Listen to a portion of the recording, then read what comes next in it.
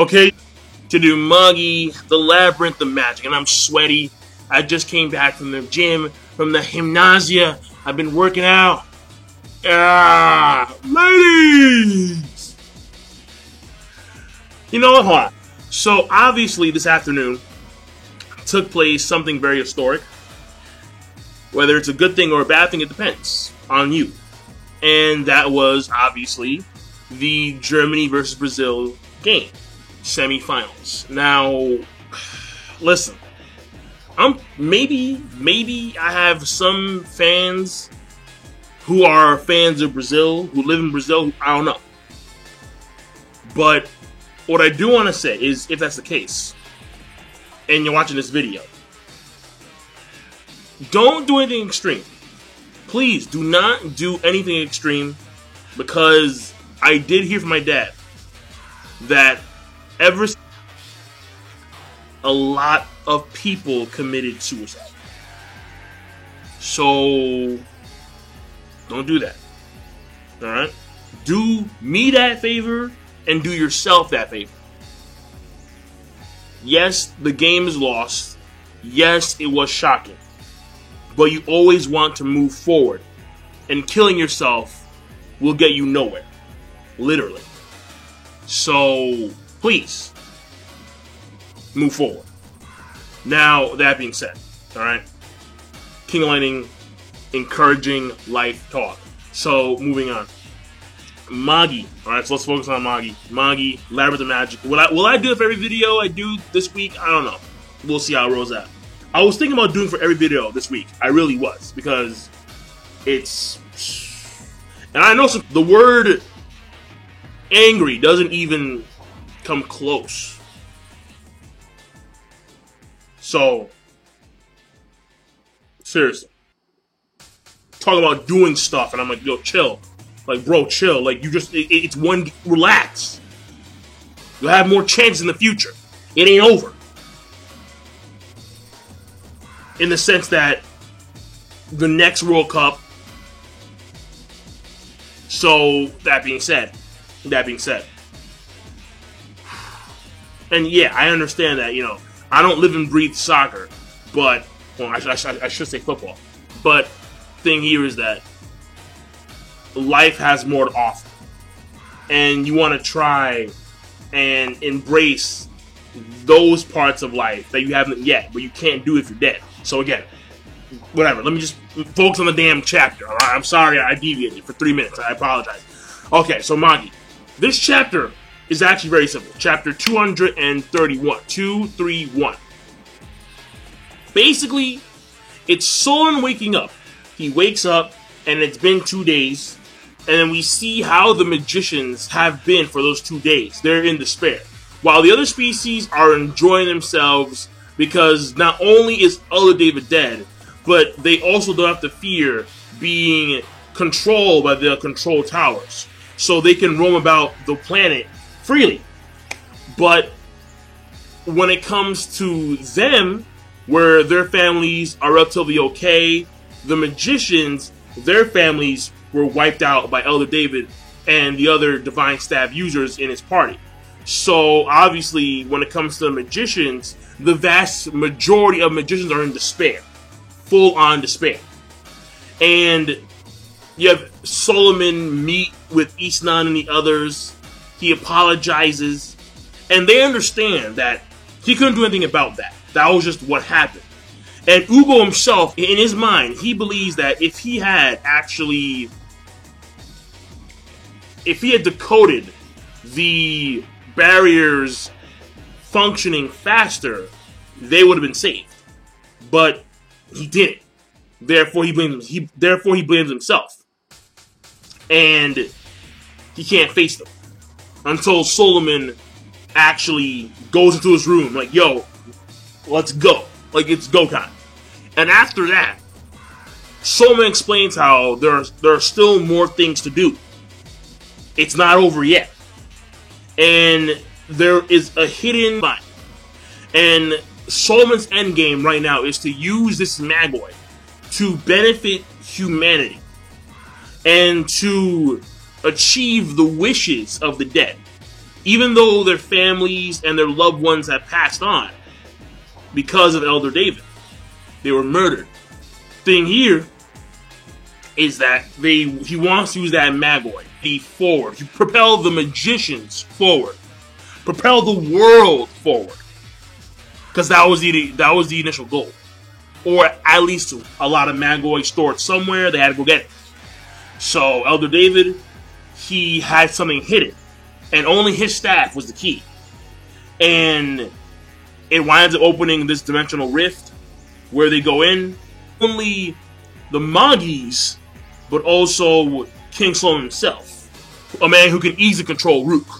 So, and basically, to wrap that up, they go in. There is this dimensional hole portal that is tied to Elah, and lo and behold, he's there, it's there, whatever, and it has black spots all over it. Like, it's mainly pure white, but there's like tinges of black here and there. And the infinite amount, I should say not infinite, but countless amounts of swirling black matter that surrounds them is the Rook. And that's it. And Arbor starts to cry, and so on and so forth. So, okay. So, let me get more specifics, alright? Number one. Ugo is a straight-up bitch. He feels that it's his fault because he could have done it faster. Or, like, if he didn't complain so much to so understand that. I do. But at the same time, it's like, given the situation, given the fact that you were able to overcome this monumental trap, there's no reason for you to blame yourself for the deeds of Elder David and his cohorts. So, yeah, like, again, I get it. I get why he blames himself. But to me, it's like, really? It's like, really? Like, that mindset is dangerous. Not just in the manga, but also in real world. It's a very dangerous mindset. It can lead to severe depression. I'm not a psychologist, I'm just saying. From what I understand, research-wise, that can happen. If you blame yourself for the misfortunes of others, especially those close to you, it's going to wind up leading to disastrous results on your psyche. That's just the way it is. And so, like, you see him, like, in the corner just cowering, and it takes Solomon to open the damn door, like it's go time. This dude just woke up, and he's ready to go. So that's number one. Number two.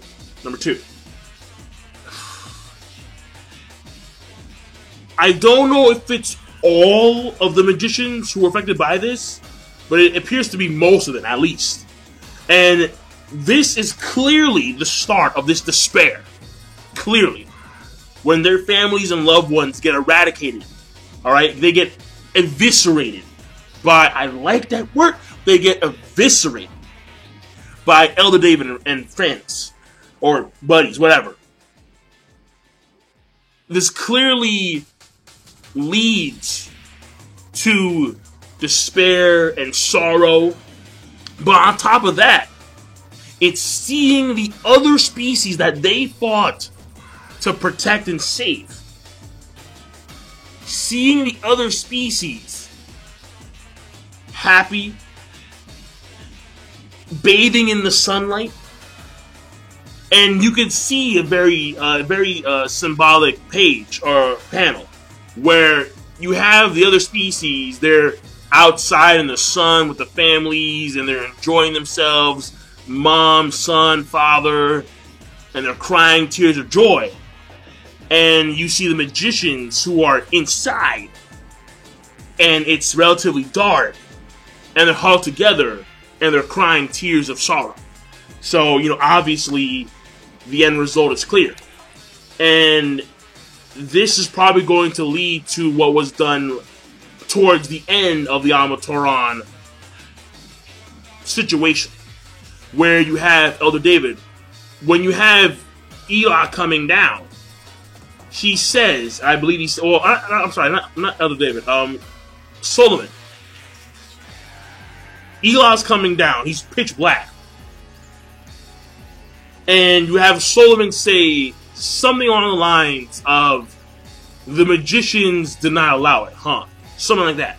So, clearly, even though the world's at peace, the ones who created this peace wind up being the arbiters of its destruction. That's the way it seems to be. And this is the catalyst of that final end point of Alamatoron. That's number 2. Number 3. Now we finally see what he had going on, Elder David, when it comes to how he had so much Magoi. So, using, I don't know what he did exactly, but he was able to either create or manipulate another dimension, and he was able, manipulate. And he was able to create this hole that was somehow connected towards Elah. Elah. And Elah, I don't know, man. Like to me, like, it throws me the fuck off. It's like, you're God. You're Jesus pieces. Just close this shit and call it a day. But I do want to find out how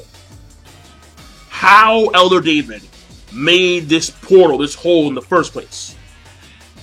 That's what I want to know. Now that we know that it's there, I want to know how it was created. And to wrap it up, those who are actually in this area right now, where the swirling mass of Rook, Black Rook, which again is throwing me off because we know what Black Rook signifies. We know what Black Rook is, the embodiment of. When it comes to the current world, when it comes to this world of Alamatoron, it may be something entirely different. Don't know. Who knows?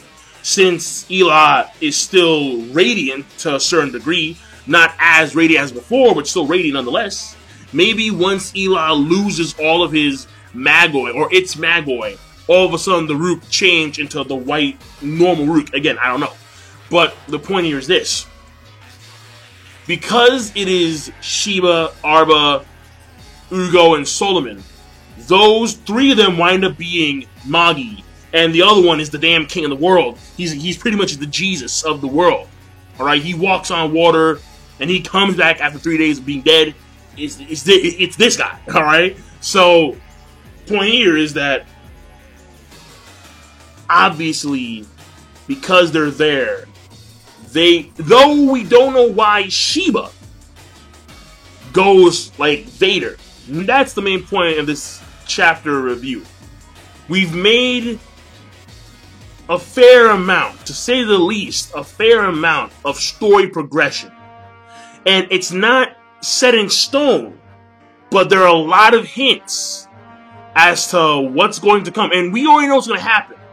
But there are hints now being thrown in there, in this one chapter, that are leading up towards the next section of the whole Alamatoron, and probably the final section of the Alamatoron situation. So, that being said, overall, the chapter, I thought it was good. I thought it was very good. Good plus. And I will see you guys later. So, King Lightning, be sure to, of course, rate the video, comment, and subscribe as always. It is longer than normal. Well, no, it's not longer than normal, but the video could have been shorter.